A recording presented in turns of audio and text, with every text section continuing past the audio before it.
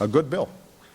It wasn't perfect. It wasn't exactly what I wanted, but it was a sound, smart piece of legislation that really would greatly improve not just our immigration system, but our economy, and would improve business conditions here in the United States, and make sure that American-born workers aren't undercut by workers who are undocumented and aren't always paid a fair wage, and as a consequence, employers who are breaking the rules are able to undercut folks who are doing the right thing. So we got a bipartisan bill out of the Senate. I asked John Boehner at that point, can we pass this through the House? There was a majority of votes in the House to get this passed. And Speaker Boehner, I think, was sincere about wanting to pass it, but had difficulty over the last year trying to get it done.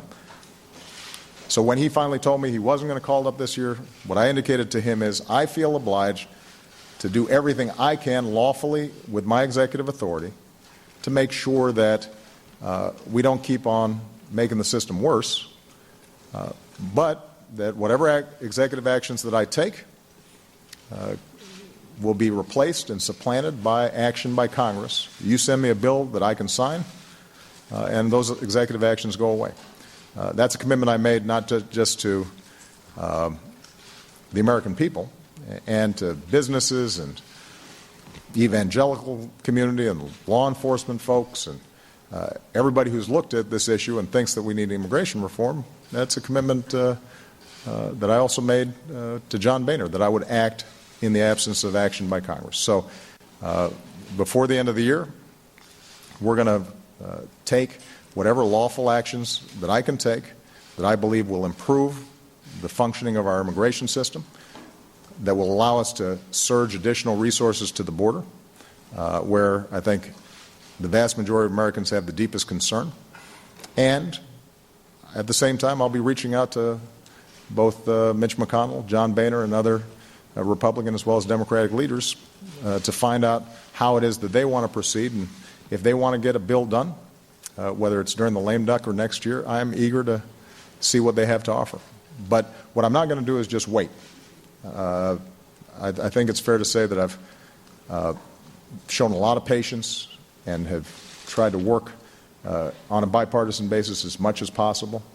And I'm going to keep on doing so, but in the meantime, let's figure out what we can do lawfully through executive actions to improve the functioning of the existing system. How will you make sure that executive action Republicans try to block it by?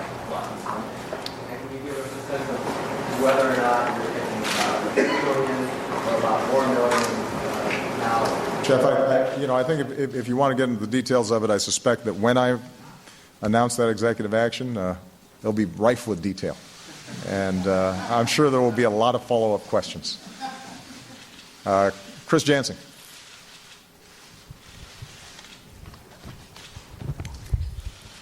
Thank you, Mr. President. I want to follow up on a couple of things and start with immigration. And are you concerned that if you sign an executive order on immigration before the end of the year, it will scuttle whatever chances there may be for there to be some sort of compromise on the issues that you talked about? And I wonder that given this unhappy electorate clearly, and they seem to be disappointed with both sides pretty much, why they punish the Democrats more than the Republicans by far? Well, as I said, when it comes to the political analysis, that's your job. But what is also true is I am the President of the United States. And I think, understandably, people are going to ask for greater accountability and more responsibility from me than from anybody else in this town. Appropriately so. And I welcome that.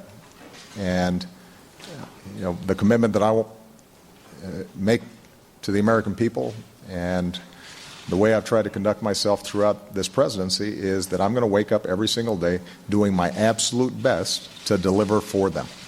And there are areas where we've made real progress. I think economically I can look back and there is no doubt that on almost every measure we are better off economically than we were when I took office. But what is also true is there's still a lot of folks out there who are anxious and are hurting and are having trouble making ends meet, or are worried about their children's future. And it's my job to give them some confidence that this town can work to respond to some of those worries that folks have. And we haven't done a good enough job convincing them of that. And I understand that. If they've been watching Washington over the last 2-4 years, what they've seen is a lot of arguing and a lot of gridlock, but not a lot of concrete actions, at least legislatively, that have made a difference in their lives. And so we've got to make sure that we do a better job, and I'm committed to doing that. On immigration, I know that concerns have been expressed that, well, if you do something through executive actions, even if it's within your own authorities, that that'll make it harder to pass immigration reform. I just have to remind everybody, I've heard that argument now for a couple of years. This is an issue I actually wanted to get done in my first term, and we didn't see legislative action. And in my second term, I made it my top legislative priority. We got really good work done by a bipartisan group of senators, but it froze up in the House. And I think that the best way, if folks are serious about getting immigration reform done, is going ahead and passing a bill and getting it to my desk. And then the executive actions that I take go away. They're superseded by the law that is passed. And I will engage any member of Congress who's interested in this, in how we can shape legislation that will be a significant improvement over the existing system. But what we can't do is just keep on waiting. There's a cost to waiting. There's a cost to our economy. It means that resources are misallocated. When the issue of unaccompanied children, there's a lot of folks who perceive this as a major crisis in our immigration system. Now, the fact is that those numbers have now come down, and they're approximately where they were a year ago or 2 years ago or a year before that. But it did identify a real problem in a certain portion of the border where we got to get more resources. But those resources may be misallocated, separating families right now that most of us, most Americans would say probably we'd rather have them just pay their back taxes, pay a fine, learn English, get to the back of the line, but we'll give you a pathway where you can be legal in this country. So where I've got executive authorities to do that, we should get started on that. But I want to emphasize once again, if in fact Republican leadership wants to see an immigration bill passed, they now have the capacity to pass it, and hopefully engaging with me and Democrats in both the House and the Senate, it's a bill that I can sign because it addresses the real concerns that are out there. And the sooner they do it, from my perspective, the better. Jonathan Karl. Thank you, Mr. President. Mich McConnell's been the Republican leader for 6 years, as long as you've been president. But his office tells me that he's only met with you one-on-one once or twice during that entire 6-year period. So I'm wondering, as somebody who came to Washington promising to end the hyper-partisanship that was here long before you became president, but's gotten worse since you got here, was it a mistake for you to do so little to develop relationships with Republicans in Congress? I think that every day I'm asking myself, are there some things I can do better?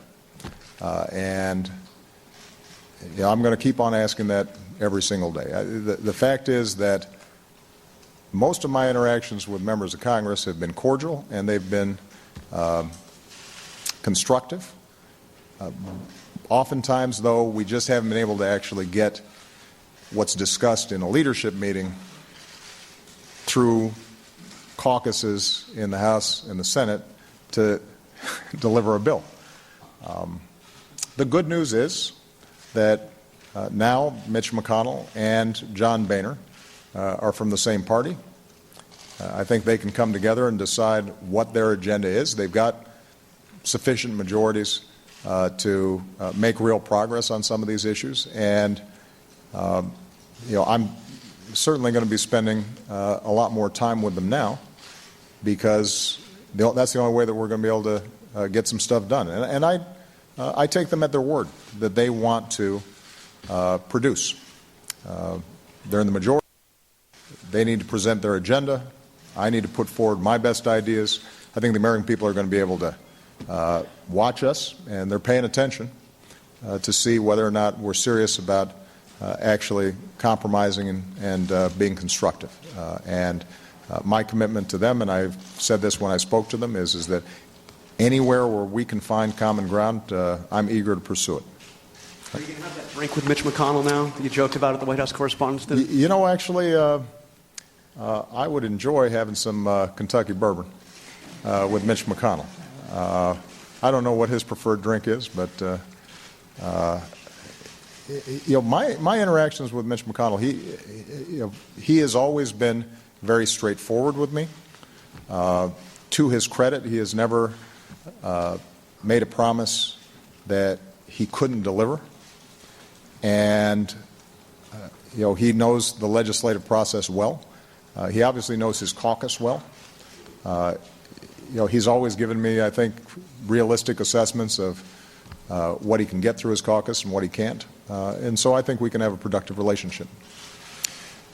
Phil Mattingly.